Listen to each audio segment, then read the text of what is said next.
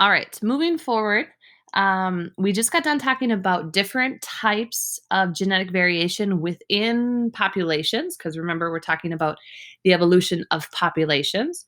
And then section two was about the types of natural selection. So, stabilizing, directional, and disruptive types of selection within a population. So, 11.3 talks about other mechanisms that lead to evolution. So, it's not just natural selection, but there are other things like gene flow, genetic drift, and types of sexual selection. So, in this section, this is a lot of definitions. So, we need to break those down. The first definition we need to understand is gene flow. This is the first type of mechanism that leads to evolution. It is the movement of alleles between populations. And how this works really is when animals move from one population to another and they're going to breed in that new population and they're going to reproduce and they're passing their traits on to their offspring. So, again, movement between those populations are going to keep the neighboring populations very similar to each other. If there is a low gene flow, so movement of those alleles, it's going to increase the chance that those two populations will evolve into different species. So, gene flow is the movement of alleles. When it's low, that's when evolution is going to occur and evolve into two separate species, whatever those species might be. The second type of mechanism of evolution is genetic drift. That is a change in allele frequencies due to chance alone. It's very random. Um, how this works, small populations are more likely to be affected by this chance. Due to chance, some alleles may increase in frequency depending on what that random event is or random change in a population is. Those alleles may increase in frequency, while others obviously may decrease and even become eliminated from a population. So, whatever type of event we're talking about, genetic drift is a change in the allele frequency. So, how common are those frequent alleles in a population? And those change due to something that is randomly happened in the environment. And it is most common in small populations. Islands are very common. An example of a genetic drift is a bottleneck effect. This is genetic drift that occurs after an event has drastically reduced the size of a population. So, an earthquake, a tsunami on an island, wiping those alleles away. The bottleneck effect is genetic drift. Um, it's random. It doesn't pick and choose what alleles are going to be pulled out of the population. It is a drastic event that reduces the population. And it does not matter what allele is in its path, it's going to take it out, whatever that might be. So, bottleneck effect is an example of a genetic drift. So, the genetic drift is the change in allele frequencies.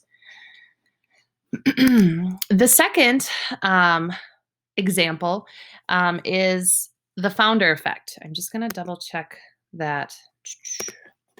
The founder effect is genetic drift again. So it's a second type of change in allele frequencies.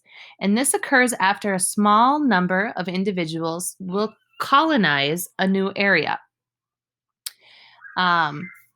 So from the picture, what you can see, the bird takes the seeds from this population, the yellow and blue, and they're colonizing a new area and they become a small number of individuals that are colonizing this new area that the bird brought the seeds from, and they're now in a new destination. There are negative effects. Population really, when the founder effect happens, it loses its genetic variation. Um, some organisms might not be able to adapt to the new environment. They can't find food, they can't find water, there's not enough rain, whatever the case may be.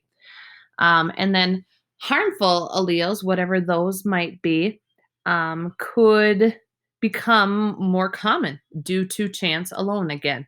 It's very random. If a harmful allele survived in a population, then it could have a negative effect on a specific population.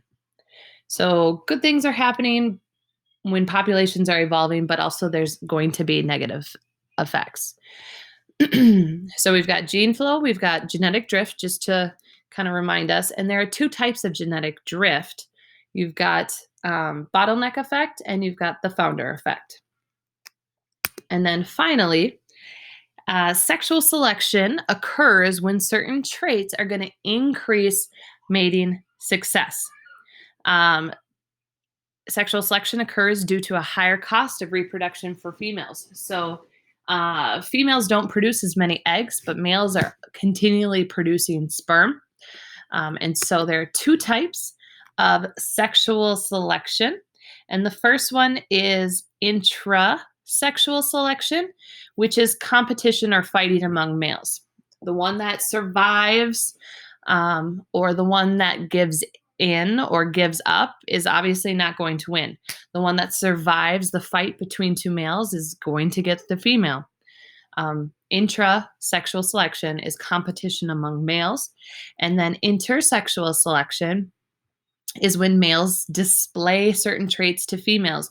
And the female gets to pick, really, if it's got the brightest feathers, if it's got the longest neck, or the brightest coloration of, or the best song and dance. It brings the best twig to them. A lot of it occurs kind of in birds. I am going to try to mute myself here and see if this video will play. So an example of intrasexual selection is here.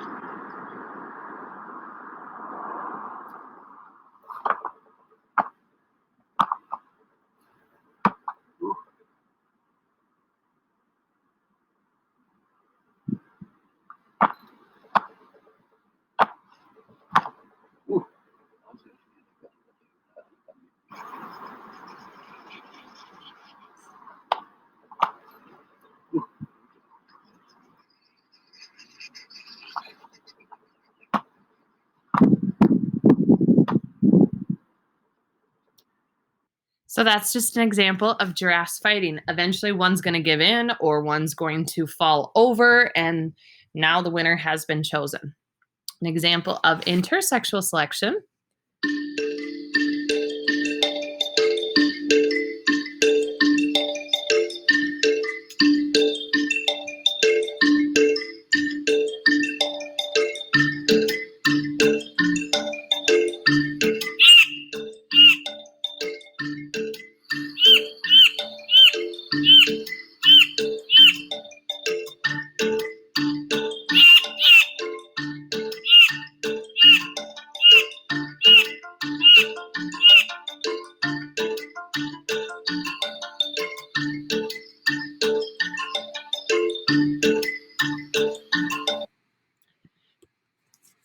So again,